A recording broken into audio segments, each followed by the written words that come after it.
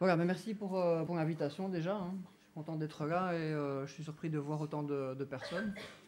Ça, c'est vraiment un plaisir. Alors, j'ai hésité quand j'étais aux toilettes, au vu du nombre de monde, je me suis dit, est-ce que je vais peut-être pas partir en courant, parce que ça fait quand même beaucoup de gens. C'est un peu stressant, mais finalement, je suis quand même là. Et ouais. Donc, alors, pour cette conférence, j'aurais pu commencer par différentes choses. J'aurais pu commencer par vous raconter une histoire extraordinaire, comme on en a quand on est thérapeute. Une de ces histoires où on voit des gens à quelques séances qui vont mal depuis des années et puis magiquement ils repartent de chez vous en allant extraordinairement bien et puis en allant dire partout que vous êtes extraordinaire. J'aurais pu aussi commencer en vous racontant quelques effets exceptionnels de l'hypnose qui sont très impressionnants, très convaincants. Ou faire un gros discours pour essayer de vous montrer à quel point je suis charismatique et que je suis convaincant.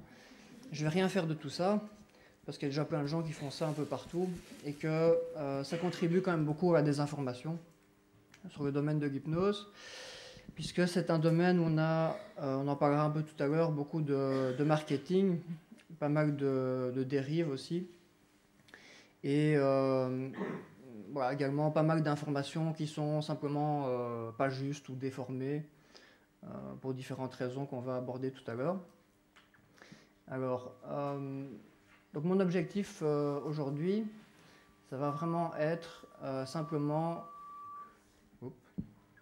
va simplement être d'essayer de faire de vous des personnes qui aient une bonne connaissance générale de l'hypnose, une connaissance de culture générale, pour que vous puissiez trier un peu le vrai du faux, avoir un avis un peu informé sur la question, et pas vous faire manipuler ou arnaquer par tout ce qu'on peut trouver, notamment dans les médias, qui donnent rarement une information de qualité, et encore moins par les thérapeutes, même s'il y a des exceptions bien sûr. Mais il y a aussi beaucoup de marketing de ce côté-là, et ça n'aide pas à faire évoluer la discipline. Voilà, donc pour arriver à cet objectif, je vais aborder plusieurs points que vous pouvez voir. Donc le premier, ça sera qu'est-ce que l'hypnose? Évidemment, comme on essaye de donner une information un peu scientifique, on va commencer par définir un peu de quoi on parle. Vous allez voir que c'est là que le premier problème commence avec l'hypnose, parce que c'est pas simple. Après ça, je vous parlerai un petit peu des différents usages, parce que l'hypnose est utilisée pour différentes choses, essentiellement trois choses. L'hypnose en thérapie, l'hypnose de spectacle, et puis l'hypnosédation, donc l'usage de l'hypnose à l'hôpital par rapport à la douleur. Je essaierai de vous donner quelques infos brièvement sur qu'est-ce que disent les études scientifiques, qu'est-ce qu'il y a d'intéressant de ce côté, parce qu'il y a quand même pas mal de recherches récentes qui sont en cours, et vous verrez que c'est un domaine qui intéresse les scientifiques, et surtout au niveau des neurosciences, pas forcément pour les raisons qu'on peut imaginer a priori. Après ce point-là, j'aborderai quelques exemples de dérives, parce que voilà, il y a quand même pas mal de dérives, et c'est aussi un point important de ce sujet. Alors, qu'est-ce que l'hypnose? J'ai pris sur Google quelques définitions comme ça un peu au hasard. Et il n'y a pas en fait de définition de l'hypnose qui fait consensus actuellement. Donc il y a autant de définitions que de thérapeutes ou de chercheurs, ce qui est évidemment un peu embêtant. Donc, je vais vous en lire quelques-unes. Donc, l'hypnose est un état temporaire d'attention modifié, dont la caractéristique est une suggestibilité accrue. Voilà, donc état modifié, suggestibilité accrue. Cette définition-là, elle n'est pas trop mal, on va dire. L'hypnose est un état psychologique particulier qui revêt certains attributs physiologiques, similaires superficiellement à un sommeil et marqué par le fonctionnement de l'individu à un niveau d'attention autre que l'état de conscience ordinaire. Bon, ça fait un peu plus sérieux, mais en même temps, il y a beaucoup de termes qui sont flous. Certains attributs physiologiques, superficiellement proches du sommeil, bon, voilà. Finalement, on ne sait pas grand-chose avec ça. Et voilà, une autre définition qui vient du site d'un thérapeute. L'état hypnotique consiste en un endormissement du conscient pour accéder directement à l'inconscient. Voilà, ça fait déjà beaucoup plus rêver. Je ne sais pas trop ce que c'est l'inconscient, de quel inconscient on parle. Est-ce que c'est l'inconscient des psychanalystes? Est-ce que c'est l'inconscient qui contient juste des processus automatiques comme la mémoire, l'attention? On ne sait pas trop, mais voilà, on peut endormir le conscient et faire quelque chose avec l'inconscient.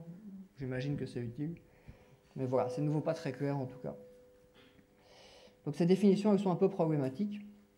Et après avoir parcouru pas mal la littérature, moi je vais vous proposer, pas une définition en tant que telle, mais en tout cas quelques éléments qui font relativement consensus aujourd'hui et qui, à mon avis, définissent déjà bien, de manière plus ou moins universelle, toutes les pratiques qu'on peut trouver dans le terme hypnose.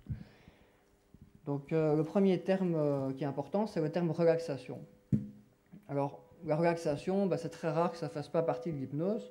En général, une séance d'hypnose commence par une étape qui consiste à amener le sujet dans un état d'hypnose ou de transe. On peut aussi appeler ça état de relaxation, pour faire simple. Cet état il peut être plus ou moins profond, mais voilà, c'est vraiment un état de relaxation. Donc ce n'est pas un sommeil, ce n'est pas un état magique qu'on ne sait pas définir, c'est vraiment c'est un état de relaxation. Comme on peut en trouver aussi dans la méditation ou dans d'autres pratiques qui sont assez banales aujourd'hui. Le deuxième élément de définition, c'est l'imagination. Ça, c'est vraiment important parce qu'il n'y a pas de séance d'hypnose qui n'utilise pas un minimum d'imagination. Ça passe toujours par les idées et par un minimum d'images mentales. Voilà. Donc ça, c'est vraiment le cœur de la plupart des outils qu'on va utiliser pendant l'hypnose. C'est lié à l'imagination. Voilà. Il y a cette utilisation de l'imagination qui en soi n'est pas typique de l'hypnose. C'est des choses qu'on peut faire avec notre imagination au quotidien, mais qu'on utilise spécialement dans l'hypnose. Et puis le troisième aspect, c'est la suggestion. Donc il n'y a pas d'hypnose sans suggestion, à tel point qu'il y a une partie des thérapeutes qui pensent que l'hypnose et la suggestion, c'est en fait simplement la même chose, et qu'il n'y a pas vraiment d'autre chose dans l'hypnose que la suggestion. Et donc voilà, en gardant déjà à l'esprit ces trois aspects, donc relaxation, imagination et suggestion, ça donne déjà une idée de comment on peut définir ce qui se passe pendant une séance d'hypnose, que ce soit de l'hypnose à l'hôpital, de l'hypnose en thérapie ou en spectacle, peu importe. Alors après, on peut vraiment se demander si ce mot hypnose il est nécessaire. Est-ce que ça apporte encore vraiment quelque chose à part de la confusion? À ce stade-ci, moi, j'en suis pas très sûr. Je pense que si je pouvais m'en passer, j'abandonnerais ce terme. Et je pense qu'il est surtout gardé parce que c'est identifié comme une pratique qui est populaire. Les gens savent ce que c'est, ils cherchent ça sur Google, s'ils cherchent une thérapie, etc. Donc pour les thérapeutes, ça serait un changement assez révolutionnaire de se débarrasser de ce mot qui définit vraiment leur pratique. Mais objectivement parlant, en fait, ce terme, on peut un peu l'oublier, il n'est pas vraiment nécessaire. Alors, dans une séance d'hypnose, il y a plusieurs parties. La première partie, c'est ce qu'on appelle l'induction. L'induction, ça veut dire quoi? C'est simplement cette phase pendant laquelle on va accompagner le sujet dans le fait de rentrer dans l'état d'hypnose ou l'état de relaxation ou l'état de méditation. Voilà. Un peu comme ce qu'on trouvera aussi dans la méditation, méditation bouddhiste ou méditation zen, où il y a une pratique qui consiste à se concentrer sur la respiration, essayer d'atteindre une sorte de pleine conscience de ce qu'il y a autour de nous, de notre corps, du monde, etc. Voilà, ça c'est des formes d'induction. Et la spécificité de l'induction, c'est qu'en fait, il y a des milliers d'inductions différentes. Et quand on est en formation par rapport à l'hypnose, en fait, on apprend à adapter ces inductions à la personne qu'on a en face de nous. Ce qui est un peu différent entre l'hypnose et puis des pratiques comme la méditation ou la sophrologie ou la relaxation, c'est que dans toutes ces autres pratiques, souvent il y a une ou plusieurs démarches bien définies et tout le monde passe par ce même procédé pour rentrer dans l'état de méditation, relaxation. Ici, avec l'hypnose, ce n'est pas vraiment ça. Donc, les hypnothérapeutes étudient vraiment la gamme la plus large possible de manière d'aider les personnes à rentrer dans cet état. Et donc, c'est aussi quelque chose qui évolue un peu avec la culture, avec les époques. Il y a 150 ans, vous aviez pas mal d'hypnothérapeutes qui utilisaient des pendules, donc ils disaient aux gens, fixez mon pendule qui tourne et vous allez rentrer dans un état d'hypnose. Ou d'autres pratiques un peu magiques comme ça, ou un peu spectacle. Mais voilà, on peut aussi simplement demander à une personne de fixer une flamme de bougie pendant qu'on lui parle. On peut demander à quelqu'un de se fixer sur sa respiration, sur les sensations qu'il y a au niveau du corps, le fait de prendre conscience progressivement des sensations, d'étendre les muscles. Ça, c'est ce que fait la relaxation assez classique.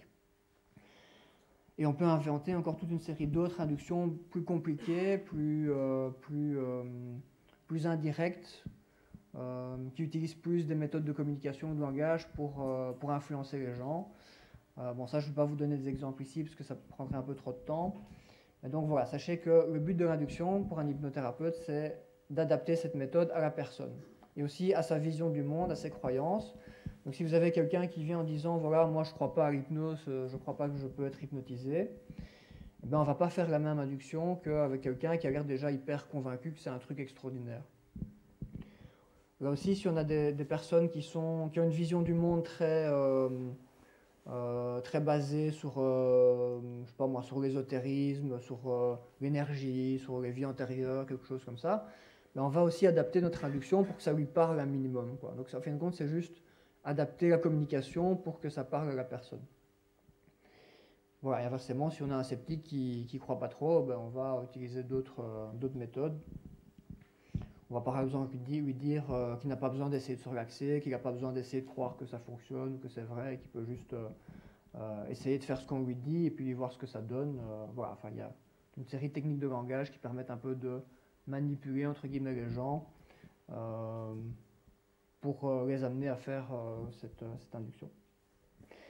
Alors, dans ces inductions, ben, il y a souvent une focalisation qui est présente. Donc, la focalisation, c'est le fait de concentrer notre attention sur quelque chose qui peut être quelque chose de très restreint. Par exemple, la sensation que vous avez dans les muscles de vos pieds.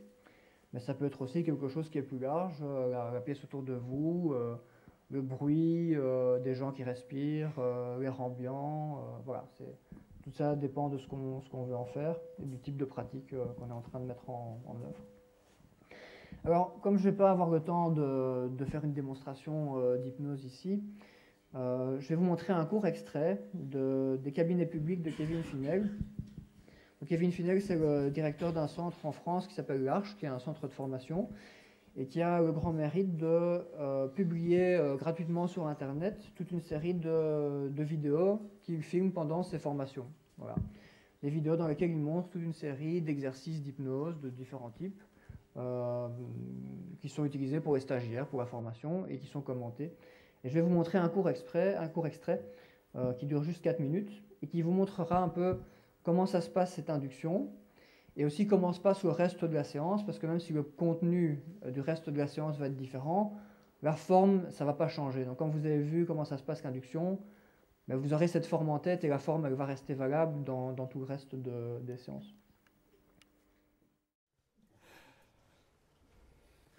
Ok, ce que je te propose, première proposition, ça va être de te centrer complètement sur l'intérieur de toi, sur ton corps d'abord. Et j'aimerais pour ça que tu te concentres sur ta respiration, sur la position du corps, une main au contact de l'autre main, les paupières qui tremblent légèrement, la température du corps. Et même que tu imagines plonger encore plus loin à l'intérieur de toi pour aller au cœur de tes pensées, de tes réflexions, de tes sensations. On parle souvent d'entrer en soi, on parle souvent de plonger dans ses pensées. Il y a même des gens qui disent parfois qu'ils sont perdus dans leurs pensées, qu'ils sont comme absorbés à l'intérieur d'eux-mêmes, dans leur imagination, dans leurs souvenirs, dans leurs réflexions. J'aimerais que tu te concentres sur toutes les sensations qui sont liées à ça.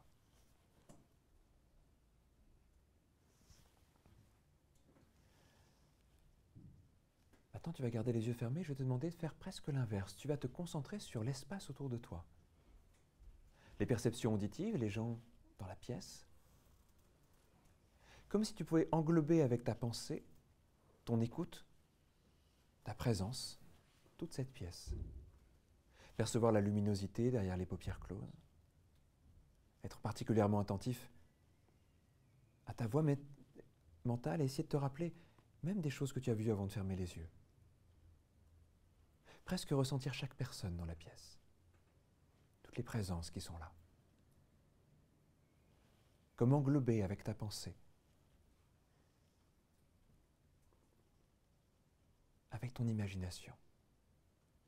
Être hyper attentif à tout ce qui est présent, même les sons très lointains. une hyper-présence à l'instant, à l'espace dans lequel tu es, à tout ce qui vit autour de toi, à tout ce qui existe autour de toi.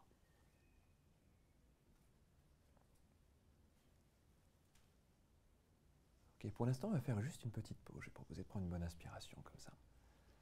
Ok, lequel des deux chemins t'as préféré? Le deuxième. Le deuxième? Qu'est-ce que ça t'a apporté de plus, ce deuxième chemin? Ça m'a retiré une sensation un peu angoissante. D'accord, ok, super. Tu vois, rien que ça, c'est très intéressant. J'en parle 2 secondes. Il y a plein de façons d'entrer sous hypnose. Il y en a plein. C'est comme si on disait... c'est étonnant, ça passe. Je lisais cet article tout à l'heure sur ce type qui ne s'est pas réveillé et tout ça, puis il y avait un expert, je ne sais pas très bien s'il connaît bien l'hypnose pour le coup, mais il disait oui, il y a des échelles pour mesurer la progression des gens dans l'état d'hypnose.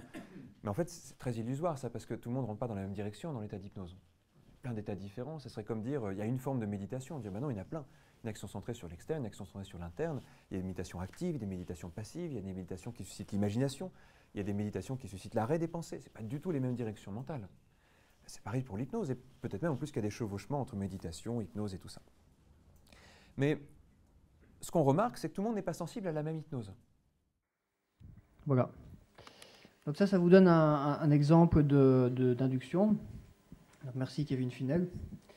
Et comme vous avez vu, on peut donc faire ça de différentes manières. Et il y en a vraiment plein d'autres qui peuvent être des plus sérieuses aux plus farfelues. Voilà. Si vous allez voir un thérapeute qui fait de l'hypnose et qui est un type qui est certain qu'il faut régresser dans les vies antérieures et vous rappeler de votre vie au Moyen-Âge pour comprendre pourquoi vous êtes dépressif aujourd'hui, bah vous avez des gens qui vont faire des inductions beaucoup plus farfelues, qui vont essayer de vous amener dans une sorte de conscience collective. Vous pouvez retrouver des souvenirs enfouis ou d'autres trucs encore pires que je ne vais pas citer. Et voilà, donc ça dépend beaucoup du thérapeute, et ça peut être fait aussi d'une manière très neutre, sans chichi, sans truc un peu dramatique, voilà, de manière très basique. Tout dépend de ce qu'on veut en faire, tout dépend aussi de la personne qui travaille et des objectifs.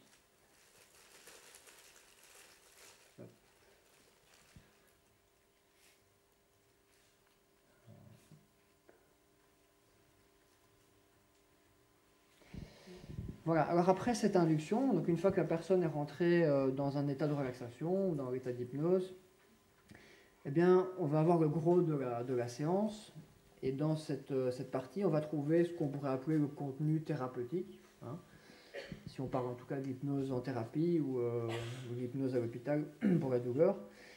Et donc là-dedans, on va trouver toute une série de choses. Ça se déroule souvent un peu comme quelqu'un qui raconte une histoire, mais une histoire qui serait beaucoup plus active, c'est-à-dire qui demanderait au sujet à certains moments d'imaginer des situations, de réfléchir à quelque chose, de penser au futur, au passé. Voilà, c'est pas juste écouter passivement, c'est pas un type qui fait un discours qu'on écoute. Il y a vraiment un côté actif. Le but, c'est d'amener la personne quand même à ce qu'il se passe quelque chose de manière interne. Et donc pour ça, on va effectivement utiliser beaucoup l'imagination. Voilà, un exemple très simple, si on travaille sur un traitement de phobie, il y aura une étape où par exemple on va faire imaginer au sujet qui peut se confronter à sa phobie, mais on va d'abord le faire via l'hypnose, en imagination, avant de le faire se confronter en direct, en réalité, à sa phobie. Voilà, c'est un peu moins angoissant pour quelqu'un qui a une phobie de l'ascenseur, d'imaginer qu'il rentre dans l'ascenseur, qu'il fait des trucs dans l'ascenseur, plutôt que d'aller vraiment physiquement dans l'ascenseur. Donc ça permet de faire des étapes. Et avec ces mises en situation, on peut préparer aussi à quoi les gens vont penser, qu'est-ce qu'ils vont se rappeler dans certaines situations. Voilà, on peut faire plein de choses avec l'imagination. Et c'est un peu amplifié par l'hypnose, parce que le fait d'être dans un état de relaxation, où vous oubliez un peu tout ce qu'il y a autour et vous êtes concentré vraiment sur l'exercice, ben ça vous permet de vous plonger un peu plus dans la scène qu'on est en train de travailler, simplement. Donc de nouveau, ce n'est pas quelque chose de magique, c'est simplement quelque chose dont on est tous capables et qu'on n'a pas trop l'habitude de pratiquer, pour une partie d'entre nous, parce qu'il y a des gens qui pratiquent ça quand même. Alors pendant cette partie thérapeutique, on va aussi trouver énormément de suggestions. Comme je vous disais, il y a des gens qui pensent que c'est vraiment le cœur de l'hypnose, la suggestion. Donc ces suggestions, elles peuvent être plus ou moins directes ou indirectes. Ça peut être des conseils, ça peut être des associations d'idées, ça peut être des métaphores, des images, des histoires, des anecdotes. Voilà, de nouveau, on va adapter ça à la personne qu'on a en face de nous, aux objectifs. Le but, c'est de, quelque part, d'être efficace et de produire un effet sur la personne, de l'amener à considérer d'autres points de vue, par exemple. Et donc, pour ça, on utilise le langage pour être persuasif. Donc, l'hypnose, c'est vraiment un usage du langage avant tout, comme on peut aussi l'apprendre dans d'autres pratiques plus ou moins développées ou plus ou moins respectables. Bon, le type qui fait du porte-à-porte pour vendre un aspirateur, il apprend aussi certaines techniques de langage. Voilà, c'est le même principe, même si l'usage est quand même un peu différent, évidemment. Et donc, dans ce contenu thérapeutique, on va aussi parfois trouver certaines invitations à réfléchir, à penser à une situation, à prendre du recul par rapport à une situation. Et on a toute une série de variations pour ça qu'on peut utiliser. Pour donner un bref exemple, dans le stress post-traumatique, par exemple, on va amener les gens à revivre de manière sécurisante les souvenirs qui sont traumatiques pour eux, qui reviennent en boucle dans leur mémoire. Et pour ça, c'est une sorte de mise en situation, mais on va mettre autour de ça un cadre qui permet à la personne d'y repenser, de repenser à une situation d'agression, par exemple, sans se sentir en danger ou sans se sentir à un niveau d'angoisse qui n'est pas gérable. Niveau d'angoisse qui peut revenir régulièrement dans sa vie quotidienne, ce qui fait qu'en général, elle va éviter d'y penser plutôt que d'y penser. Voilà, donc il y a plein d'outils et plein d'autres variations comme ça, je ne peux pas tout développer, mais comme ça vous avez quelques idées. Donc c'est vraiment des outils qui utilisent l'imagination pour vraiment amener la personne à changer de point de vue, à considérer d'autres choses, à trouver de la motivation, à trouver des raisons de se faire confiance à elle-même par rapport à des changements. Voilà, en gros, tous des objectifs qu'on travaille aussi en thérapie, sans hypnose évidemment. Ce n'est pas des objectifs de nouveau spécifiques. L'hypnose vient donner un autre angle d'attaque ou un autre angle d'approche pour travailler ce qu'on travaille déjà en thérapie. Ça, c'est l'objectif en tout cas. Après ça, donc, il y a une courte partie qu'on va appeler la fin de séance. Elle n'a pas vraiment de titre officiel ou officieux. Donc souvent en fin de séance, on va dire à un moment à la personne, voilà, maintenant ça va être la fin de séance, vous pouvez remettre un peu d'énergie dans votre corps, bouger un petit peu votre corps quand vous êtes prêt, et puis quand vous le sentez, ouvrez les yeux. Voilà, c'est simplement une manière de dire que c'est la fin, quoi. Voilà. Mais c'est plus une question de facilité, parce qu'en fait, quand vous êtes dans l'hypnose, à moins qu'on vous influence pour que ça ne soit pas le cas, en fait, on peut, si on veut, ouvrir les yeux ou mettre fin à la séance soi-même. Donc l'hypnose, ça ne donne pas un pouvoir sur les gens, et ça ne met pas les gens dans un état dans lequel ils seraient coincés ou dans lequel ils ne pourraient pas sortir par eux-mêmes, en fait. Voilà. Maintenant, ça amène quand même certaines sensations. Beaucoup de personnes qui sentent plus leur corps, par exemple, ou qui sentent leur corps devenir très lourd, qui ont l'impression qu'ils ne savent plus soulever leurs mains ou leurs paupières. Voilà, mais ce n'est pas c'est pas des impossibilités non plus, quoi. Et c'est lié simplement à l'état de relaxation. Et vous pouvez ressentir ça aussi si vous faites de la méditation, ou du tai chi, ou de la sophrologie, méditation pleine conscience, par exemple. Alors, donc, je vais essayer de vous présenter brièvement les trois principaux usages de l'hypnose. Il y a l'hypnose de spectacle, il y a l'hypnothérapie et l'hypnosédation, donc il y a l'usage de la douleur pendant les opérations, enfin l'usage de l'hypnose pour gérer la douleur dans les opérations. Alors, on va commencer par l'hypnose de spectacle, parce que c'est probablement ce que vous avez vu le plus facilement, ou en tout cas que la plupart d'entre vous ont déjà vu. Alors, ce qu'il faut savoir, c'est que l'hypnose de spectacle, c'est une hypnose qui est très minimaliste. En fait, il y a très peu d'hypnose dans les spectacles d'hypnose. C'est aussi une pratique qui consiste d'abord à faire des tests au niveau du public, des tests que vous ne voyez pas forcément, parce que ce n'est pas ce qu'on montre à la télé. Et donc on va en général commencer ces spectacles en proposant des petits tests au public, qui sont des petits tests très simples. Par exemple, on va leur dire, voilà, maintenant, si vous pouvez croiser vos mains et fermer vos mains comme ça, et puis vous allez sentir que ça devient de plus en plus collé, que c'est impossible de les défaire. Ce genre de petits tests un peu à la con. Et après ça, vous regardez dans le public chez qui ça fonctionne. Et là, vous avez un superbe test qui permet de sélectionner les sujets qui sont de bons sujets pour l'hypnose, qui sont des sujets qui ont une bonne suggestibilité, en fait, pour employer le terme qu'on utilise dans les recherches. Voilà, donc il y a des personnes qui sont en fait plus capables de se laisser porter, de lâcher prise. Donc en soi, c'est potentiellement une qualité, c'est pas en soi un défaut ou le fait que ce sont des gens qui sont plus faibles ou plus influençables par n'importe qui ou dans n'importe quel contexte. C'est une capacité vraiment à laisser aller, à se laisser guider en fait. Et donc quand vous prenez ces bons sujets, déjà, évidemment, si on est un spectacle d'hypnose, la plupart des sujets sont venus parce qu'ils avaient envie de voir un truc extraordinaire et sont en général assez motivés pour participer. C'est pas une bande de sceptiques qui vient en se disant « c'est quoi cette arnaque ?» Et donc vous pouvez partir du principe que les personnes que vous faites monter sur scène, ça va être des bons participants. Et donc à ce moment-là, avec ces bons sujets, on va souvent commencer, en tout cas c'est ce qu'on voit souvent dans les spectacles de Mesmer, qui est fort populaire aujourd'hui, on va commencer par des petits tests, des petites démonstrations qui sont assez simples, mais qui sont censées démontrer un peu au public et puis aussi aux participants qui sont sur scène le pouvoir de l'hypnose. Souvent, ces petits tests, en fait, ce sont des tests qui démontrent en fait pas grand-chose, mais qui sont basés sur des effets soit psychologiques, soit physiologiques ou anatomiques, qui ne sont pas très connus par la majorité des gens. Et donc, en fait, on vous donne l'impression qu'il se passe quelque chose d'un peu extraordinaire grâce à l'hypnose, alors qu'en fait, c'est quelque chose qui peut se passer en fait sans hypnose. Hein, vous avez déjà vu certainement ces démonstrations où on dit aux personnes qui vont devenir toutes rigides et où on les met sur un tréteau, puis après on peut s'asseoir dessus ou se mettre debout dessus. Et on vous dit, voilà, c'est le pouvoir de l'hypnose, c'est extraordinaire. En fait, on peut très bien faire ça sans hypnose, il suffit de savoir comment positionner les gens sur un tréteau. Il y a une partie du corps qui doit toucher le tréteau, et en soi, c'est un truc tout à fait banal.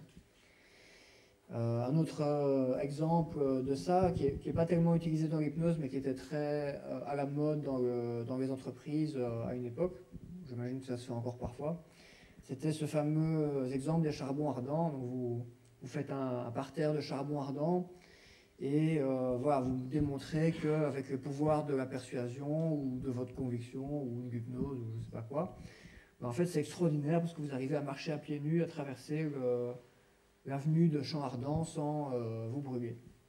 Voilà, c'est assez impressionnant, simplement quand on ne sait pas comment ça marche. Et là, en fait, c'est le même principe, c'est-à-dire que quand on a la bonne méthode, on peut marcher à pieds nus sur des charbons ardents, les chardons, ça va être un peu dur, sur des charbons ardents, et c'est pas très dangereux, c'est pas très difficile, il suffit d'avoir la bonne méthode. Tant qu'il n'y a pas un bout de chardon qui reste coincé entre deux orteils, ou que vous ne vous arrêtez pas sans bouger sur un des charbons ardents, en fait, c'est pas dangereux, ça n'amène pas de brûlure, pour des raisons physiques assez simples de conductivité de la chaleur. Voilà, maintenant c'est très impressionnant et ça permet de convaincre les gens, et après ils sont plus réceptifs à tout ce que vous allez dire, y compris pas mal de bêtises que vous pourriez redire après.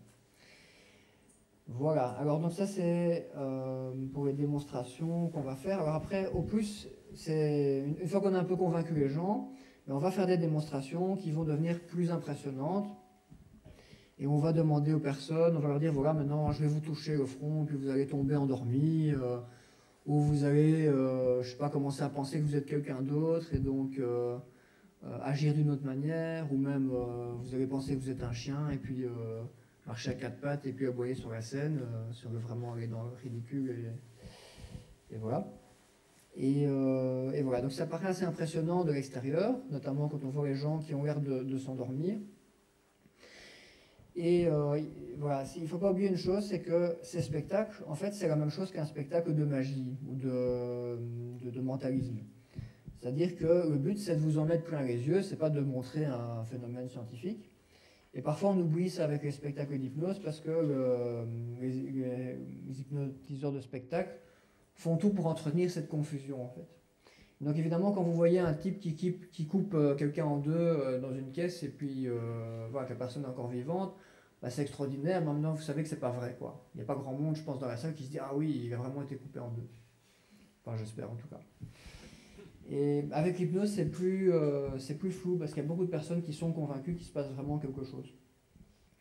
Et quand les gens ont l'air d'être endormis, en fait, ce qui se passe, déjà, ils ne sont pas endormis pour une raison très simple, c'est qu'à partir du moment où vous vous endormez, en fait, vous n'entendez plus les suggestions de quelqu'un qui parle, à moins qu'il commence à crier, mais voilà, vous n'entendez plus ce qu'on vous dit. Ça, c'est une des caractéristiques du sommeil.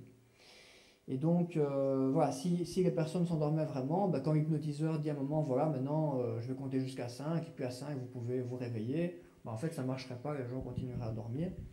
Ça arrive d'ailleurs en thérapie, très rarement, si vous avez des personnes qui sont soit très fatiguées parce qu'ils ont des problèmes d'insomnie chronique, ou qui sont des personnes âgées qui s'endorment facilement. Si vous les couchez sur un divan et vous faites des séances très longues, ça peut arriver qu'il y a un moment où ils s'endorment vraiment. C'est très emmerdant parce qu'après vous parlez, mais en fait il n'y a plus de réaction. Et donc après il faut un moment faire monsieur, pour essayer qu'ils se réveillent un petit peu. Voilà, donc quand on est endormi, on n'entend plus les suggestions, tout simplement. Et donc, alors qu'est-ce qui fait que les gens ont l'air vraiment endormis ou qu'ils ont l'air vraiment de vivre quelque chose? Une des idées, c'est qu'on peut se dire qu'ils font semblant. Alors, il y a une partie des sujets qui font semblant ou partiellement semblant, mais ce n'est pas ça l'explication principale en fait.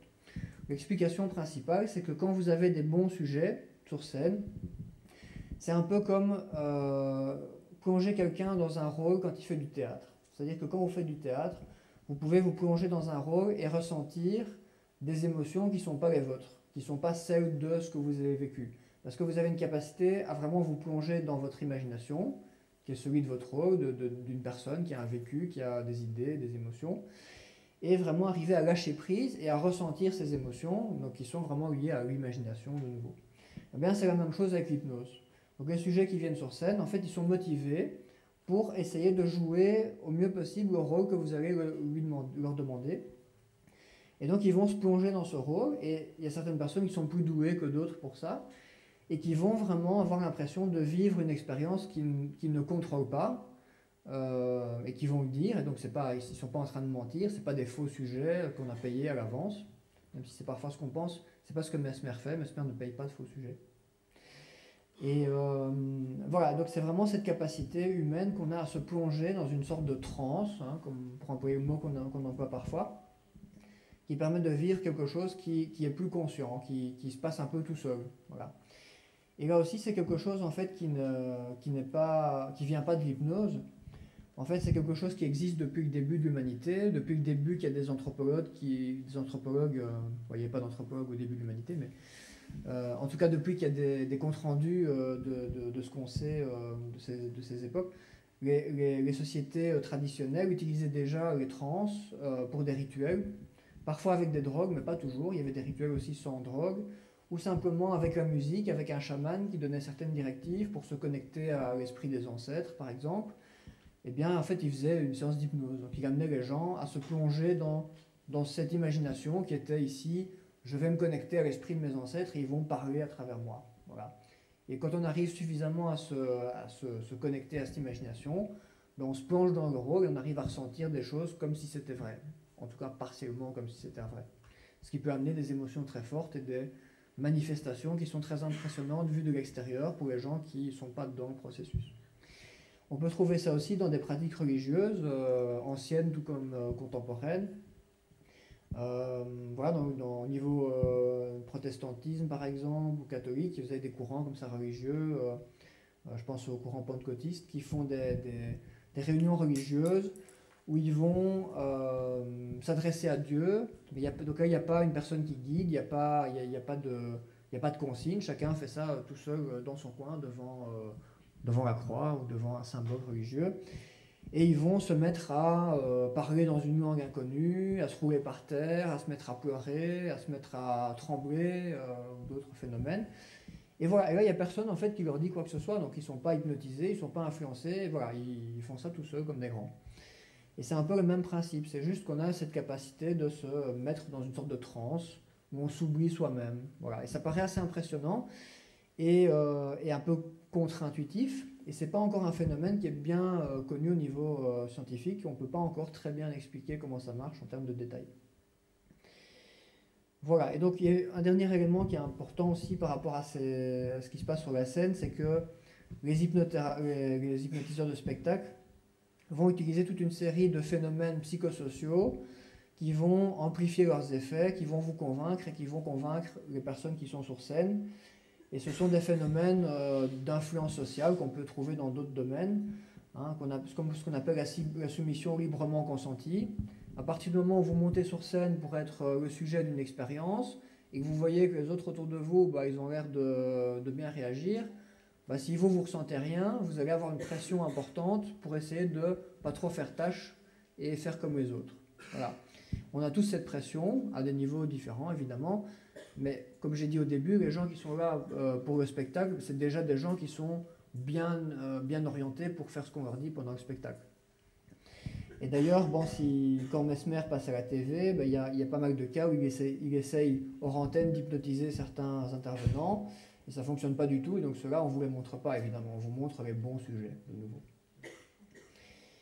Voilà, on va aussi utiliser la pression du groupe, hein. Ça c'est vraiment le fait que voilà, quand vous êtes devant une scène, il y a une pression sociale qui est importante, on est des animaux sociaux et on est sensible au jugement des autres.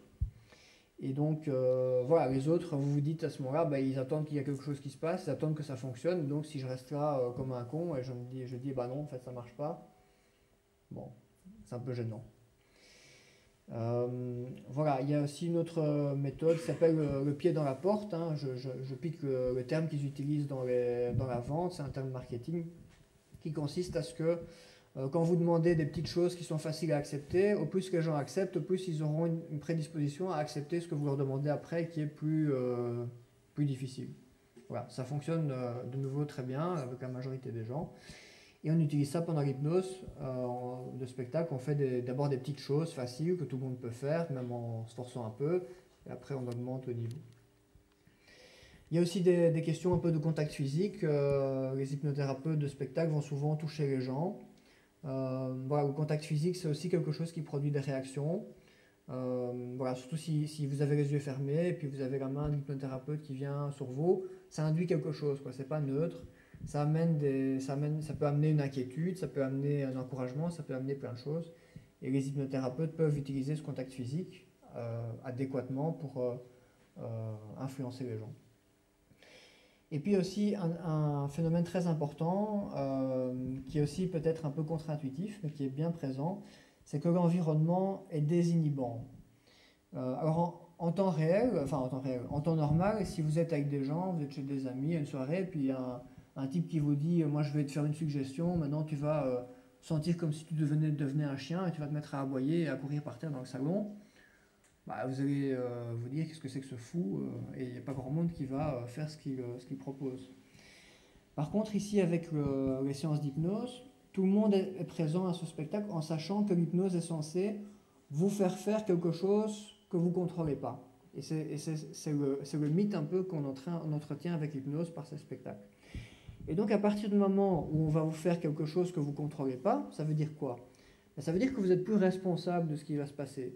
Ça veut dire que si vous faites le chien par terre en aboyant, ben en fait après ça les gens ne vont pas venir vous demander mais qu'est-ce qui se passe, faudrait voir un psy, t'es malade, ou qu'est-ce que c'est que ces trucs, voilà, ils vont se dire ok, ben, c'était l'effet du spectacle.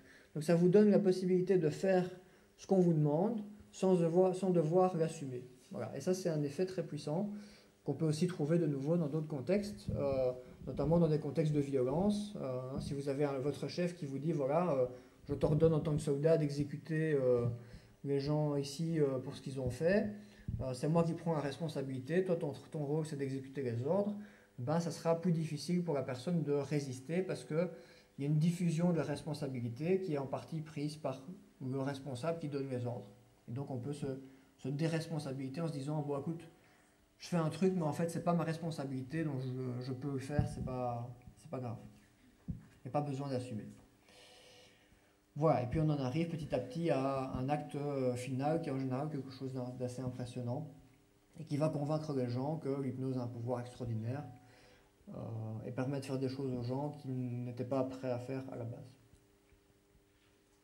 Voilà, et donc comme je disais tout à l'heure, le seul phénomène qui est vraiment extraordinaire d'un niveau scientifique, c'est cette capacité qu'on a à se plonger dans un rôle d'une manière automatique avec un certain lâcher-prise. Ça c'est vraiment quelque chose au niveau psychologique qu'on a encore du mal à comprendre. On a aussi du mal au niveau des neurosciences à comprendre vraiment quel est le trajet de cette action, par quoi ça passe, par quel processus cognitif, c'est pas encore clair. Voilà, évidemment, il y a plein d'infos, il y a des études là-dessus. Je ne pourrais pas détailler parce que ça devient très technique, mais c'est pas encore tout à fait compris. Voilà pour l'hypnose de spectacle. Alors, je vais vous parler un petit peu de l'hypnothérapie maintenant, donc l'utilisation de l'hypnose en thérapie. Alors déjà, il faut savoir que l'hypnose, c'est par définition un outil, c'est pas une thérapie. Donc il n'y a personne qui fait de l'hypnose uniquement, ça n'existe pas. Tout le monde fait de l'hypnose dans le cadre d'une thérapie. Alors dans nos pays, en France, en Belgique, c'est souvent associé à la thérapie brève ou à la PNL, donc programmation neurolinguistique. Mais ça peut être aussi, même si c'est moins courant, associé à d'autres thérapies, comme la psychanalyse par exemple, ou des pratiques qui sont fort basées sur les régressions dans les vies antérieures par exemple. Si on va voir des thérapeutes qui sont tout à fait en dehors de la médecine, tout à fait en dehors de la psychologie, et qui ont une vision tout à fait alternative de la santé mentale, avec tous les problèmes ou les critiques qu'on peut avoir par rapport à ça. Voilà, donc en fonction de l'approche de référence du thérapeute, eh bien, on va utiliser ces outils d'une manière qui est très différente d'une personne à l'autre. Voilà, donc cet outil va être utilisé en fonction des principes du courant. Et donc si en thérapie cognitive et comportementale, par exemple, on a pour but de faire des confrontations progressives lors d'une phobie, pour aider les gens à se reconfronter à leur peur, eh bien en psychanalyse, l'idée ça va être de faire des associations libres, donc d'aider la personne à repenser au passé, à ce que ça lui a amené comme émotion, à pourquoi est-ce que ce passé est important, et à l'aider à penser, à associer d'une idée à une autre en fait. Ok, je pense ça, mais pourquoi je pense ça? Et puis je pense ceci, mais d'où ça vient, etc. Et le psychanalyste va accélérer ça avec l'hypnose. Voilà, donc ça c'est quelques exemples qui montrent que ça varie vraiment d'une pratique à l'autre. Et ça amène à un problème important qui est que quand on veut étudier les résultats de l'hypnose, c'est très difficile parce que si vous prenez 30 thérapeutes, 30 hypnothérapeutes comme ça au hasard, vous allez avoir des gens qui font des trucs tout à fait différents. Donc en termes de comparaison, ça ne va pas être très pertinent. Donc ça impose d'avoir déjà pour le chercheur une bonne connaissance de qu'est-ce que l'hypnose et de choisir un échantillon de sujets un échantillon de thérapeutes qui va pratiquer une hypnose qui suit le même principe dans le même cadre de référence. Sinon, on ne pourra pas vraiment faire de comparaison. Voilà, donc un autre exemple d'hypnose liée à la thérapie cognitive, je vous l'ai donné tout à l'heure, c'est ce qu'on va faire avec le traitement du stress post-traumatique, où on va amener la personne à revivre son trauma de manière sécurisante pour le retravailler petit à petit. Voilà, ça c'est une utilisation de l'hypnose qui est typiquement cognitiviste et qu'on ne trouvera jamais chez un hypnothérapeute, psychanalyste ou autre. Donc voilà, donc ces problèmes de conception en termes des études, ça amène que c'est une pratique qui est assez peu étudiée, même si c'est une pratique qui est très ancienne. Toutes les thérapies contemporaines sont apparues bien plus tard que l'hypnose et que l'hypnothérapie. Et il y a aussi un autre problème qui est général à la psychologie, c'est qu'il y a très peu de budget pour financer des études, pour étudier les résultats des psychothérapies. Et donc voilà, ça c'est un problème transversal. C'est valable pour l'hypnose, mais c'est aussi valable pour d'autres pratiques. La thérapie cognitive est assez bien étudiée parce qu'elle est fort insérée dans les universités, pareil pour la psychanalyse. Mais les autres thérapies, en général, souvent on a quelques études de faible qualité et ça rend très difficile le fait de tirer des conclusions fiables. C'est pareil pour l'hypnose. Il y a certains usages qui sont bien étudiés, mais il y a beaucoup d'autres usages où on aurait besoin de beaucoup plus d'études fiables pour pouvoir déterminer qu'est-ce qui est efficace et qu'est-ce qui ne l'est pas. Alors justement, pour parler de l'efficacité, donc en faisant un peu autour de la littérature des 20 dernières années, voilà quelques infos qu'on peut en tirer très brièvement. C'est que y a des études qui montrent que l'hypnose est utile pour la gestion du stress, tout simplement parce que c'est une méthode qui permet d'apprendre à faire de la relaxation, de la méditation à la maison assez facilement. parce que c'est une méthode purement, c'est un outil purement technique qui n'est pas associé à des principes religieux ou philosophiques qu'on va aussi devoir apprendre si on fait par exemple de la méditation zen ou d'autres pratiques de ce style-là, qui prennent plus de temps donc à apprendre, qui sont souvent des pratiques de groupe et qui peuvent être plus difficiles à mettre en pratique seul à la maison, ce qui n'est pas le cas de l'hypnose. Voilà, un autre avantage de l'hypnose en termes de gestion du stress, c'est que c'est un outil qui utilise beaucoup l'imagination, alors que beaucoup d'autres méthodes sont centrées sur les sensations et sur le corps. Donc on va dire aux personnes, si on fait de la relaxation basique ou une certaine forme de méditation, on va leur dire, voilà, concentrez-vous sur votre respiration, sur la tension des muscles, ne pensez à rien ou essayez de ne pas vous accrocher aux pensées qui passent, essayez de faire le vide, voilà, ça c'est ce qu'on va dire. Et ça fonctionne bien avec certaines personnes.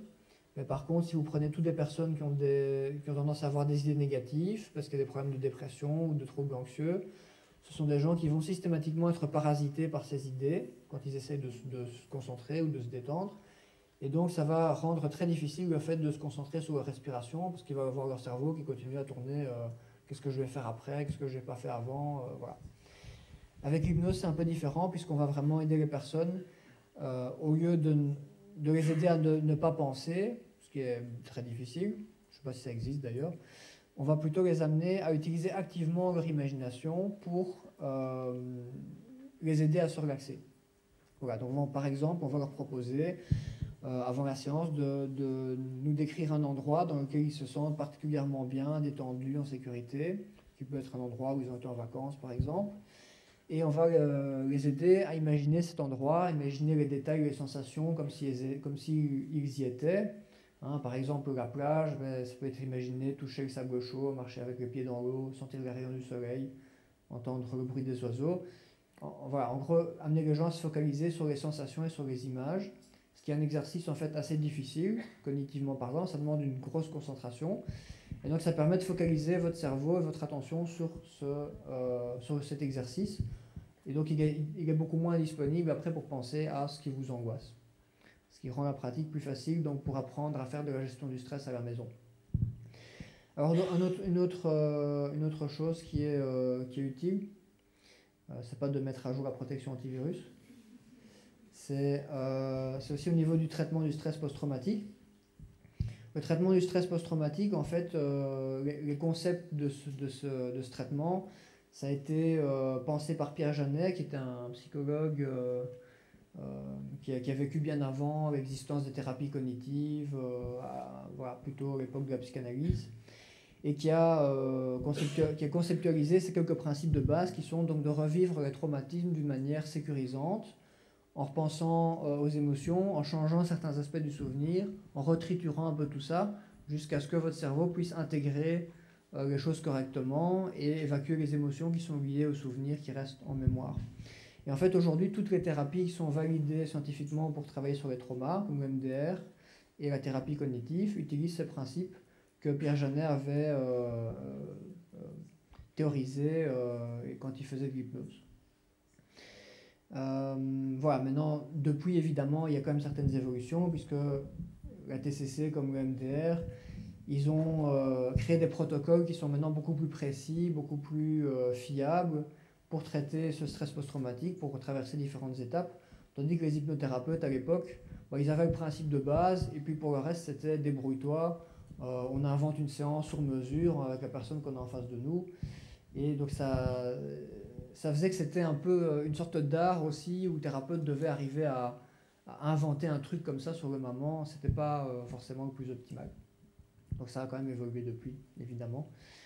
Voilà, alors il y a encore un élément important pour l'hypnothérapie, c'est que pour tous les autres problèmes que je n'ai pas cités en psychologie, le traitement de la dépression par exemple, qui est un des problèmes les plus courants, il n'y a pas vraiment de preuve d'efficacité pour l'hypnose. Pour certains problèmes, il y a des études qui donnent des résultats négatifs. Pour d'autres problèmes, il n'y a simplement pas vraiment d'études, ou alors des études d'une qualité tellement mauvaise au niveau scientifique qu'on ne peut pas en tirer grand-chose. Et en tout cas, ça demande encore beaucoup d'études pour pouvoir dire un peu dans quoi l'hypnose est utile ou pas. Donc on a quelques débuts d'efficacité pour certaines choses, au niveau de l'hypnothérapie, mais ça reste encore pas très clair. Il y a un domaine dans lequel c'est un peu plus développé en hypnothérapie, c'est ce qu'on appelle l'hypnose cognitive, ou cognitive hypnosis en anglais. C'est un courant qui est peu présent chez nous, mais qui est en développement en Amérique, et qui consiste simplement à combiner l'hypnose avec la thérapie cognitive, qui est donc une thérapie qui est très bien validée scientifiquement aujourd'hui, qui est efficace pour la grande majorité des troubles. Et le principe, c'était de combiner l'hypnose pour amplifier certains effets de la TCC. Voilà. Et donc là, il y a quand même quelques dizaines d'études depuis 10-15 ans qui ont globalement montré des résultats positifs. Et donc ça, c'est une piste pour le futur. Peut-être qu'on pourra dans le futur valider sérieusement le fait que l'hypnose permet quand même d'améliorer certaines démarches qui sont déjà validées, notamment les TCC. Mais voilà, il y a pas mal d'évidences positives, mais ça demande quand même encore plus de validation et des études un peu plus développées avec des plus gros échantillons, des reproductions, etc. Alors, l'hypnosédation, donc ça c'est notre troisième usage de l'hypnose. Et c'est l'usage qui fait un peu exception en termes de validation scientifique, puisque c'est un usage qui est très bien validé scientifiquement aujourd'hui, même s'il n'a pas encore été adopté ou accepté un peu partout. Ça dépend un peu des pays, ça dépend un peu des pays. L'hypnosédation, ça consiste simplement à combiner l'hypnose à un analgésique local et un anxiolytique lors des opérations à l'hôpital. Donc en fait, ça sert à diminuer la douleur et à diminuer l'anxiété, ce qui peut dans certains cas permettre de remplacer des opérations avec anesthésie générale par des opérations avec anesthésie locale, ou d'améliorer les anesthésies locales parce qu'on peut utiliser beaucoup moins d'anesthésiants et d'anxiolytiques. Donc ça, c'est assez intéressant, et donc ça, c'est vraiment un usage qui est rentré dans la médecine classique. C'est plus vraiment une médecine alternative, ça a été bien validé. En Belgique, il y a maintenant la plupart des hôpitaux universitaires qui travaillent avec cette méthode. Certains l'utilisent de temps en temps, pas très fréquemment. D'autres l'utilisent tous les jours.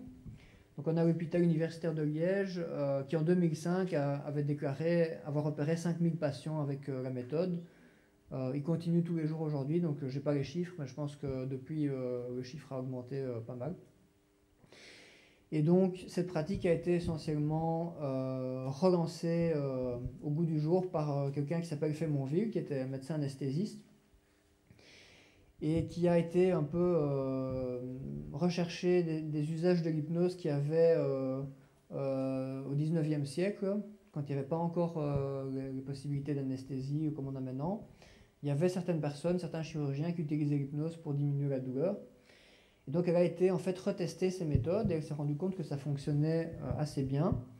Et donc petit à petit, elle a obtenu des autorisations au niveau des universités, des hôpitaux, pour pouvoir faire des études de grande ampleur. Et donc depuis, il y en a eu pas mal qui ont été publiées dans des revues internationales, qui sont des études solides pour la plupart, qui sont maintenant quand même bien validées, qui ont été reproduites pour certaines. Et donc je vais vous donner les résultats d'une des premières études qu'elle avait sorties, qui est une étude assez simple, donc ça permet de bien illustrer notre propos ici. Voilà, donc c'est une étude avec des échelles de 1 à 10 qui compare donc la sédation classique, donc simplement anxiolytique, anesthésiant local, donc ici c'est pour une anesthésie locale, et on compare ça avec la sédation avec l'hypnose. Donc un petit détail, c'est que l'hypnose n'est jamais utilisée seule dans une anesthésie, sauf de manière très expérimentale. On combine toujours anesthésie avec anxiolytique et anesthésiant. Et ça, c'est un détail hyper important qui est souvent oublié par les journalistes ou négligé plus qu'oublié par les thérapeutes ou les gens qui essaient de propager la popularité de l'hypnose.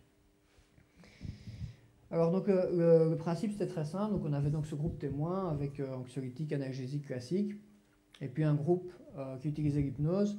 Donc il y a pas mal d'études qui utilisent des processus qui ont été développés, qui sont des pompes d'injection.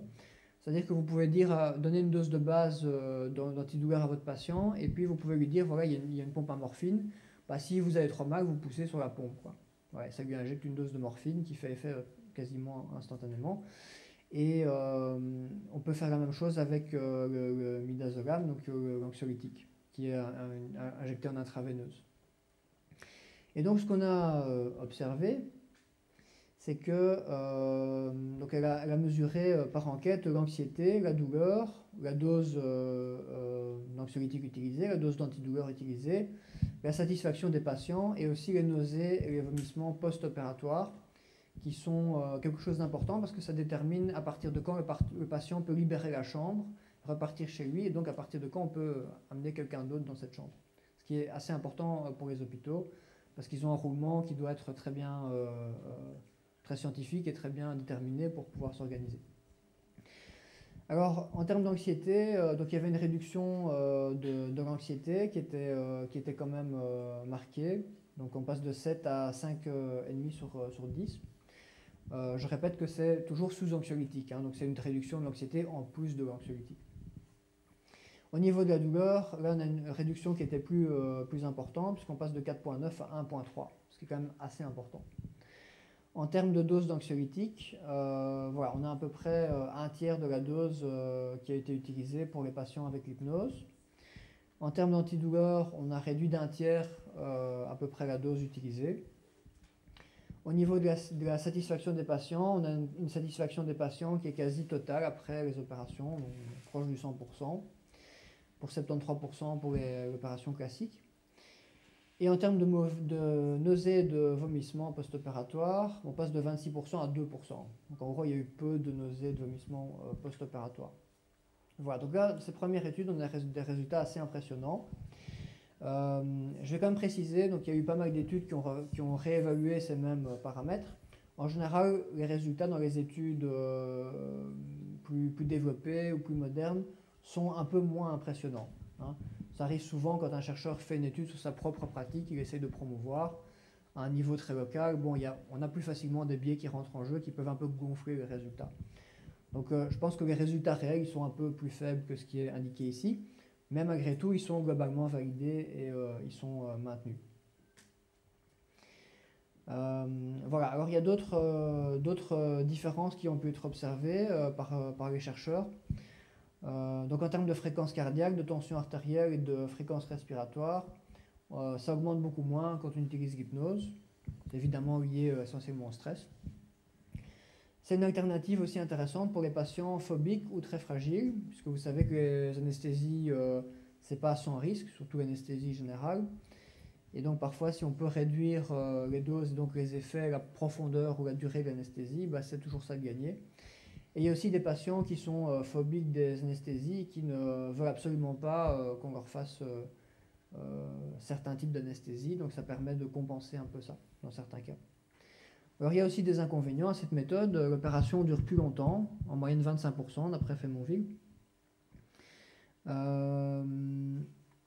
Mais l'avantage c'est que même si l'opération dure plus longtemps, ben, le patient peut repartir plus vite chez lui puisqu'il est malade moins longtemps. Et c'est quand même un problème parce que vous avez pas mal de patients après les anesthésies qui n'arrivent pas à retrouver un équilibre suffisant que pour partir à pied dans l'hôpital. Voilà, au niveau des échecs, entre guillemets, donc en gros les échecs dans cette méthode, ce sont des cas où on doit convertir en anesthésie générale parce que soit le patient bouge trop, soit il a trop mal, ou voilà, il n'est pas bien, quoi. Ça n'arrive quasiment jamais, mais il y a eu quelques cas, donc ça peut arriver, c'est pas impossible, et donc à ce moment-là, il faut passer à une conversion en anesthésie générale, ce qui augmente encore la durée de l'opération. Au niveau du confort des patients, on a vu que c'était plus important. C'est aussi le cas pour le chirurgien, même si ça nécessite quand même différentes choses. Donc c'est un peu plus long, mais ça nécessite aussi que tout le personnel qui est présent dans la salle d'opération soit formé à la méthode, en tout cas à minima, parce que on opère d'une manière un peu plus particulière. Donc vous avez une personne qui est au chevet du patient et qui lui raconte une histoire. Donc ça veut dire qu'il faut qu'il n'y ait pas de bruit, il faut que ça soit calme, il faut que ça aille pas trop vite. Voilà, donc il y a vraiment, il faut que ça soit un peu sombre aussi. Il y a toute on arrange en tout cas l'endroit pour que ça corresponde à ça. Et voilà, donc le déroulement, c'est un peu pareil que pour les séances d'hypnose que vous avez vues. On raconte quelque chose au patient, et ici on va vraiment l'amener dans son imaginaire. Le concept, c'est simplement qu'on va l'amener dans un imaginaire qui donne un autre sens à ce qu'il peut entendre, à ce qu'il peut ressentir et qui est lié à l'opération. Voilà. Notamment les bruits, les sensations physiques, la douleur. Et au plus vous plongez les gens dans leur imaginaire, au plus vous arrivez à réduire la douleur. Voilà. Et donc là, c'est pas de nouveau un phénomène magique ou extraordinaire ou le pouvoir de l'hypnothérapeute. D'ailleurs, la grande majorité des personnes qui pratiquent l'hypnosédation ne sont pas des thérapeutes. En fait, il y a une formation spécifique en Belgique pour les chirurgiens et pour les anesthésistes. Et donc, ce sont des gens qui sont uniquement formés à l'hypnosédation en général. Ils ne font pas de thérapie, pas de marketing non plus.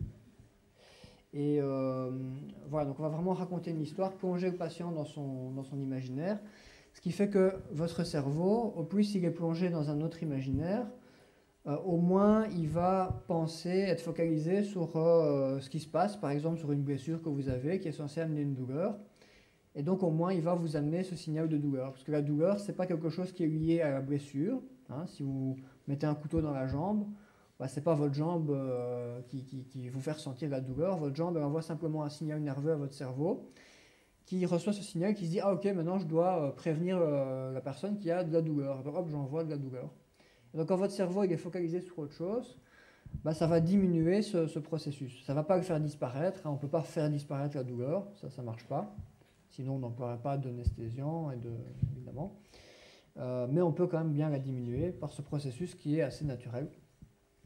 Et qui arrive aussi dans d'autres domaines. Hein. Donc, ça arrive aussi, par exemple, si vous êtes en train de travailler, dans votre cas, vous êtes en train de travailler avec des outils, à scier du bois ou quelque chose comme ça, et puis tout d'un coup, vous faites un faux mouvement et vous vous enfoncez une pointe dans la main ou un autre endroit. Bah, ce qui va se passer assez souvent, c'est que pendant un certain nombre de secondes, vous n'allez rien ressentir, en fait. Et parfois, il y a des gens des personnes qui travaillent dans des postes manuels, qui sont potentiellement dangereux avec des grosses machines. Ça arrive que les gens se blessent assez fort et qu'ils continuent à travailler pendant un certain temps. Et c'est un moment où il y a leur voisin qui arrive qui dit « Mais tu t'es ouvert le bras et ça pisse le sang ». À ce moment-là, ils se rendent compte et là, ils commencent à avoir très mal. Donc c'est simplement voilà, le cerveau qui n'a pas encore pris acte de la blessure et donc vous a pas envoyé le signal. Voilà. Donc c'est pas magique. C'est pas le pouvoir de l'hypnose, mais c'est un phénomène qu'on peut utiliser. Alors, je vais quand même vous donner quelques infos vite fait sur les études scientifiques qu'il y a actuellement.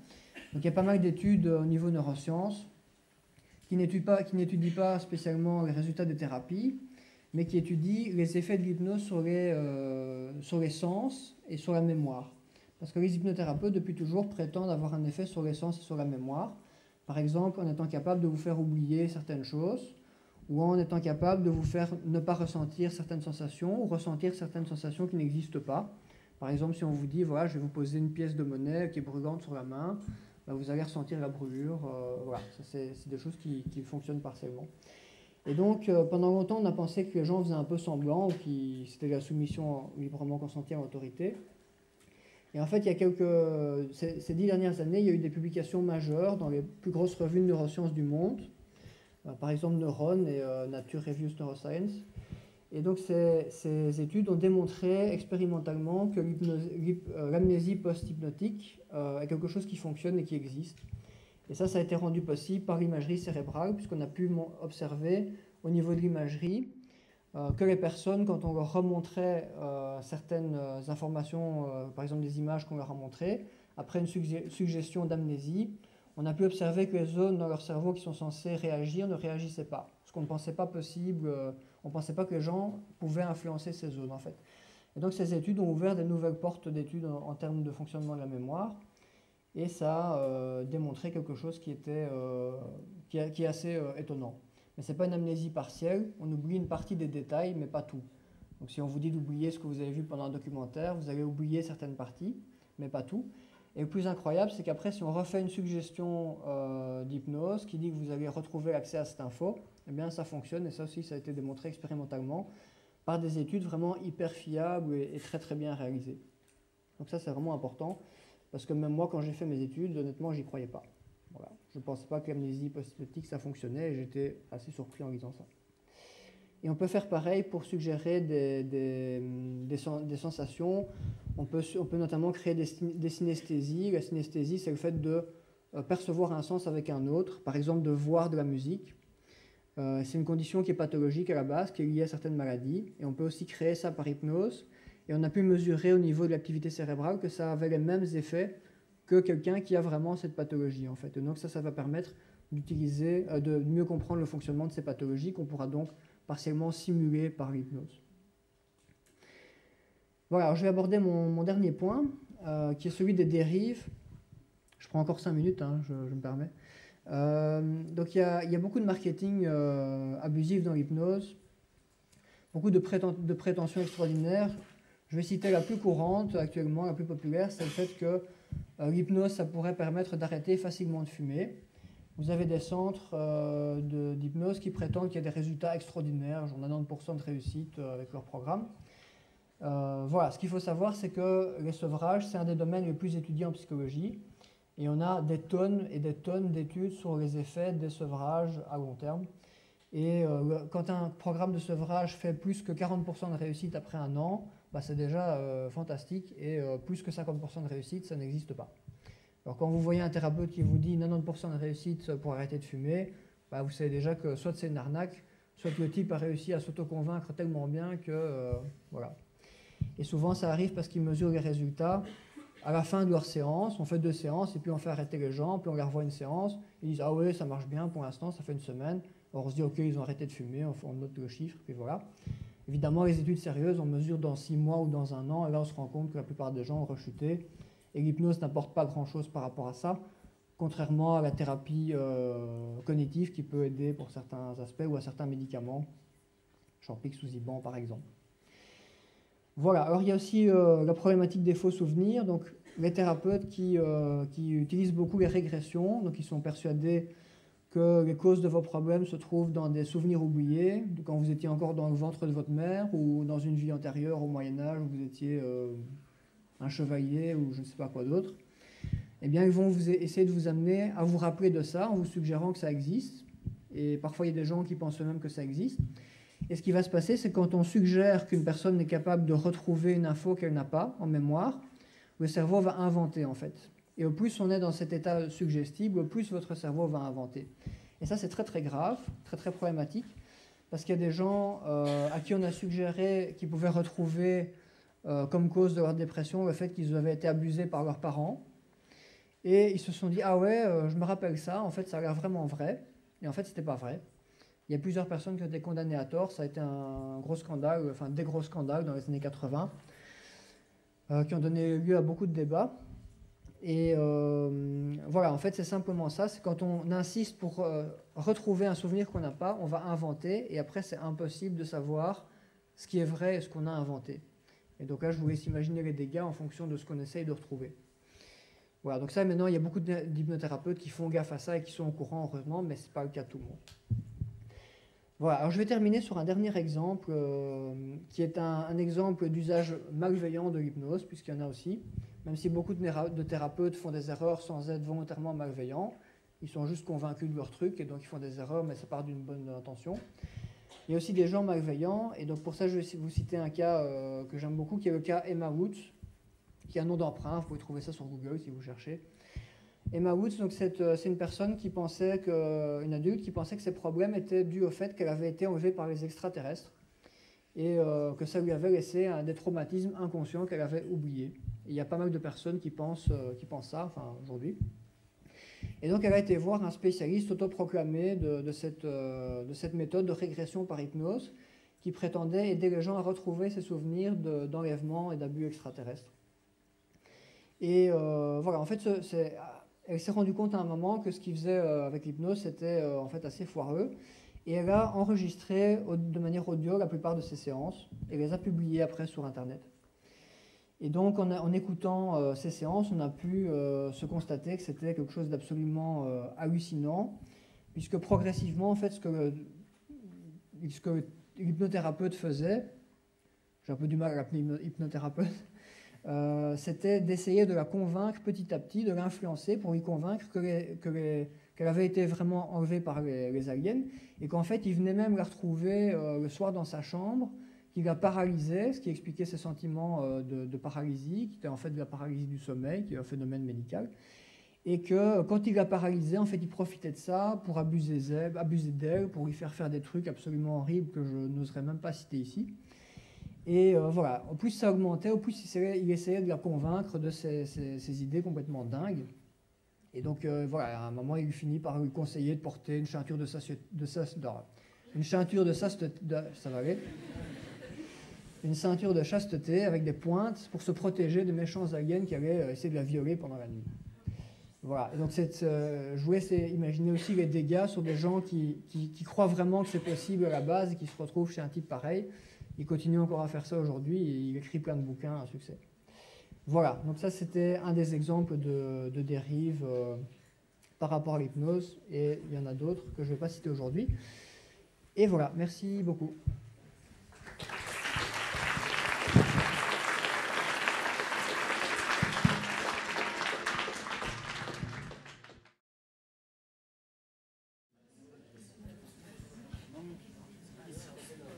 Vous mettez la cigarette comme un état abusif des effets. Est-ce que c'est pas plutôt le patient, le client, qui est convaincu de sa réussite, qui lui-même y arrive? Parce qu'il y a quand même des taux, même si c'est à 15 jours, 3 semaines ou 6 mois, où il y a 90% de réussite. Alors, moi je peux vous dire que j'ai passé des mois à lire toute la littérature sur les sevrages, parce que c'est en fait ma spécialité, c'est que j'organise des programmes de sevrage depuis des années. Et je peux vous dire qu'au niveau de la littérature, les chiffres ils sont très clairs et ils sont très uniformes.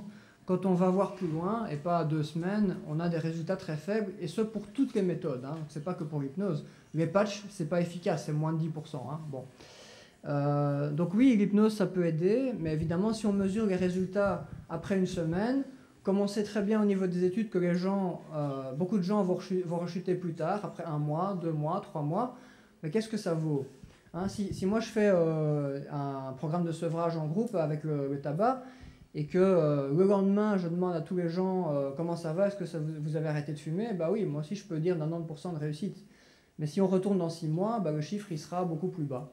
Voilà, donc tout ce que je peux dire, c'est qu'il y a une différence entre les très nombreuses études qu'on fait sur les effets de l'hypnose et de toutes les autres méthodes de sevrage, et les prétentions des thérapeutes. Alors pour moi, il y a 2 explications.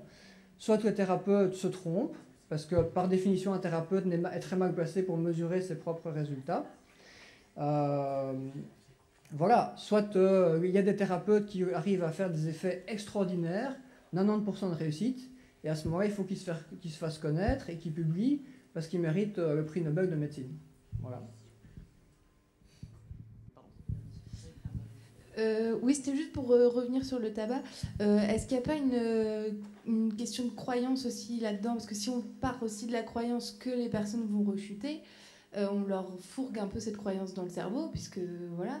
Et est-ce que ça peut pas justement être positif de partir du principe qu'ils ne rechuteront pas, et au pire on se trompe? Très bonne question.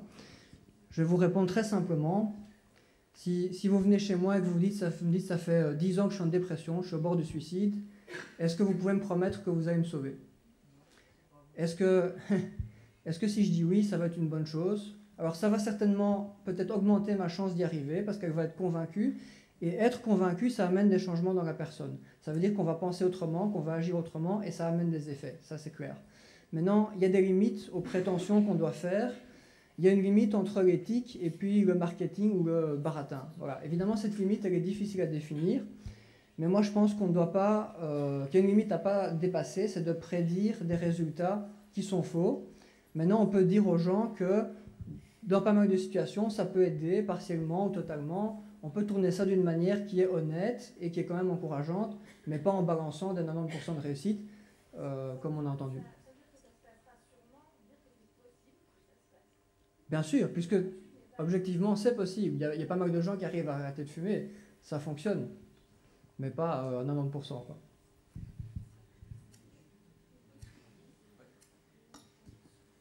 Est-ce que vous pensez qu'il est possible de pousser quelqu'un à commettre un crime sous hypnose, par exemple un meurtre? Alors, bonne question. C'est un point qui est souvent discuté, c'est le fait de est-ce qu'on peut faire des choses aux gens contre leur volonté. Alors, on a souvent tendance à répondre non, ce qui n'est pas tout à fait vrai.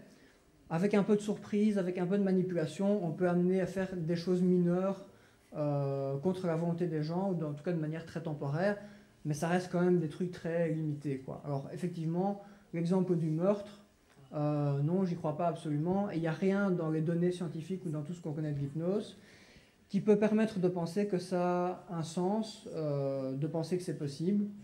Maintenant, il peut y avoir des situations où les gens disent « j'ai fait quelque chose parce que j'ai été hypnotisé ». Mais pour moi, ça peut être aussi des situations où ça sert d'excuse, en fait. Où en fait, il y avait d'autres raisons et le type il dit « j'ai fait ça parce que j'étais hypnotisé », mais en fait, la vérité est ailleurs.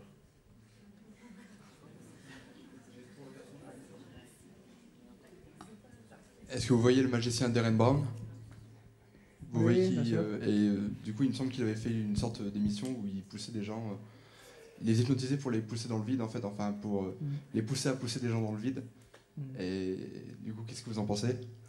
Ce que j'en pense, c'est que le problème avec Darren Brown, c'est qu'en fait, il explique certaines choses, mais il conditionne souvent les gens avant les émissions, et qu'on n'a jamais les détails de ce qu'il fait, en fait. Donc il n'y a jamais moyen de savoir quel est l'ensemble des actions qu'il a effectuées pour amener son effet, et je pense qu'il le fait un peu exprès.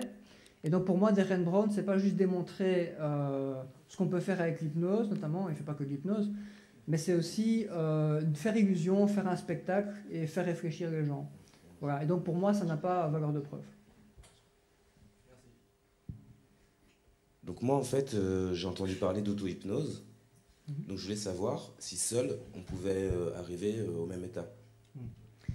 Alors, on peut apprendre à faire de l'auto-hypnose. Ça reste une hypnose qui est très très simple, qui est très basique, et qui se rapproche des méthodes de relaxation ou de méditation que vous pouvez apprendre dans un cours près de chez vous, mais qui vont plus utiliser l'imagerie mentale. Donc imaginer un endroit, des détails, des sensations, ce qu'on ne fait pas beaucoup dans d'autres méthodes. Mais ça va se limiter à ça. Donc même le terme auto-hypnose, je suis toujours un peu gêné par rapport à ce terme parce que j'apprends beaucoup l'auto-hypnose à mes patients, mais c'est plus une sorte de relaxation un peu plus élaborée en fait. Mais ça reste très très simple. Mais on peut apprendre à se mettre dans un vrai état de relaxation profonde, dans un état d'hypnose, soi-même avec un peu de pratique. Ça c'est vrai. Et la plupart des hypnothérapeutes peuvent vous apprendre à faire ça d'ailleurs, sans trop de difficultés. Maintenant, chacun a des affinités, il y a des gens qui arrivent plus facilement que d'autres, mais on peut tous apprendre à pratiquer ça comme on peut apprendre à pratiquer la méditation ou le yoga. Bonjour. Pour me présenter très rapidement, je suis totalement autodidacte en hypnose et j'en fais un tour de bras depuis à peu près 5 ans. Et je fais un peu de thérapie, un peu de spectacle aussi, c'est très amusant. Alors je vous remercie d'avoir parlé un peu d'hypnose de spectacle. Je trouve que souvent dans le milieu de la thérapie, c'est un peu dénigré. Parfois à juste titre, parce que faire l'andouille sur la scène, il y a des limites quand même. Par contre, moi j'ai trouvé que c'était un excellent terrain d'expérimentation qui m'a parfois servi en thérapie. Alors je donne un exemple qui peut vous intéresser. Parfois j'ai des gens qui me disent « mais j'ai pas l'impression d'avoir été hypnotisé parce que j'ai tout entendu, je me suis pas endormi ». Alors je leur donne un exemple de ce qui s'est passé dans un de mes spectacles où une dame qui s'appelait Renée, je lui ai dit qu'elle s'est jamais appelée Renée, sous hypnose évidemment, qu'elle s'est toujours appelée Germaine et que c'était le prénom qu'il y avait sur sa carte d'identité. Je la ramène à elle pour la questionner devant tout le monde. Et elle dit « j'ai tout entendu, je sais très bien que vous avez essayé de changer mon prénom, mais ça n'a pas marché, j'ai tout entendu, je me suis toujours appelée Germaine ». Je me sers souvent de cet exemple pour expliquer aux gens que même s'ils ont entendu, il y a un effet, et je crois que ça aide. Voilà, c'est un exemple. L'autre chose, effectivement, Mesmer prépare parfois juste à l'avance. très rapidement oui, pour l'autre chose. Oui, mais je fais vite. Effectivement, il prépare souvent les artistes qu'il va hypnotiser en loge, mais la raison est purement technique, c'est que pour arriver avec un claquement de doigts à faire passer quelqu'un dans un sommeil apparent, on n'y arrive jamais immédiatement. C'est étagé, c'est une opération à tiroir. Dans le premier tiroir, il y a une suggestion simple, éventuellement les mains collent, mais avec plusieurs tiroirs, on arrive avec un claquement de doigts à faire descendre 5 ou 6 personnes simultanément. Voilà, c'est purement technique, en fait. Et effectivement, il n'y a pas de pouvoir. Ok. Moi, je suis d'accord avec votre point 2. J'ai rien à rajouter. Vous l'avez parfaitement décrit. C'est tout à fait vrai. Pour le point 1, donc je voulais juste rajouter une chose. Vous pouvez me rappeler le point 1 vite fait? Ah oui, avec Germaine. Ok. Ça va. Oui, donc vous faites bien de citer cet exemple parce qu'il est intéressant. Je pense que l'hypnose de spectacle et aussi le courant qu'on appelle street hypnose, donc c'est des gens qui font des petites introductions d'hypnose dans la rue de manière très simple et très honnête, il n'y a pas de marketing, il n'y a pas de blabla. Ça permet aussi de découvrir un peu comment on vit les choses, comment on fonctionne et qu'est-ce que l'hypnose. Et ça peut effectivement être quelque chose de positif et pas uniquement une manière de donner une fausse idée de l'hypnose, de donner une illusion et de se faire du pognon comme ce que fait Mesmer. Ça peut être aussi une manière de faire découvrir aux gens et de les informer correctement sur l'hypnose. Et donc, si vous avez envie de voir des démos, des démos d'hypnose de rue, vous tapez Street Hypnose sur YouTube. Il y a des groupes en France, en Belgique qui font ça. Et c'est des gens très, très, très bien, très humbles. Et ils font tout pour vous donner une vraie info et pas pour vous manipuler et vous faire croire que l'hypnose, c'est magique. Bonsoir. En fait, vous avez parlé du sevrage au niveau du... Enfin, pas du sevrage, mais au niveau du tabac. Mais moi, je voulais savoir votre point de vue par rapport au cannabis. Parce qu'un thérapeute m'avait dit qu'au niveau du cannabis, ça marchait bien parce qu'on pouvait essayer de retrouver les effets sous hypnose, les effets du cannabis. Donc voilà, votre point de vue par rapport à ça. Ok. Alors, j'ai jamais entendu ça, mais ça me semble a priori assez bizarre. Parce que même si on pourrait aider la personne à imaginer sous hypnose les effets du cannabis, bah ça va se limiter à la séance d'hypnose. Donc à moins de passer son temps à faire des séances d'hypnose avec la personne chaque fois qu'elle doit fumer, bah ça restera un peu limité, quoi. Donc je pense que l'hypnose n'est pas d'une grande aide pour les sevrages en général, sauf pour apprendre à faire de la gestion du stress ou pour encourager un peu les gens, leur donner confiance en eux. C'est des choses qui sont utiles mais qui restent quand même secondaires par rapport à d'autres choses qui sont importantes et qu'on travaille dans les sevrages, que ce soit pour le cannabis, pour l'alcool, pour la cocaïne, c'est pareil. Bonsoir, j'aimerais savoir, parce que souvent on entend ça, que quand on fait de l'hypnose, après du coup on débloque quelque chose à l'intérieur de notre subconscient, et que du coup par la suite on peut avoir des souvenirs qui ressurgissent et que c'est pas forcément des bons souvenirs. Est-ce que du coup c'est pas un peu dangereux par rapport à ça? Alors, si l'hypnothérapeute est correctement formé en hypnose et qu'il a une formation aussi en psychologie, ce que beaucoup d'hypnothérapeutes n'ont pas malheureusement, on peut quand même globalement éviter ce genre de risque. Il y a quelques types de patients qui sont assez rares, avec lesquels c'est dangereux de faire de l'hypnose, ou en tout cas il faut prendre des précautions très très importantes. Des patients par exemple qui ont des pathologies psychiatriques comme la schizophrénie, qui sont délirants à certains moments. On n'a pas forcément envie de les amener dans l'imagination parce que là, on ne sait pas ce que ça va donner, ça peut aggraver leurs problèmes. Maintenant, faire revenir des souvenirs négatifs que vous n'auriez plus en tête, en soi, ça peut arriver, mais ça n'aura en général pas beaucoup d'impact parce que les souvenirs graves, ce sont des souvenirs qu'on appelle traumatiques, et ça, c'est des souvenirs qu'on n'oublie pas justement. C'est des souvenirs qui sont caractérisés par une hypermnésie, donc ils tournent tout le temps. Et il n'y a personne qui est traumatisé par un événement qui vous amène des émotions très négatives et qui va oublier ça et qui pourrait 10 ans plus tard tout d'un coup se rappeler qu'il est traumatisé. C'est ce que certaines personnes disent, ça n'existe pas et les études là aussi sont assez claires. Voilà.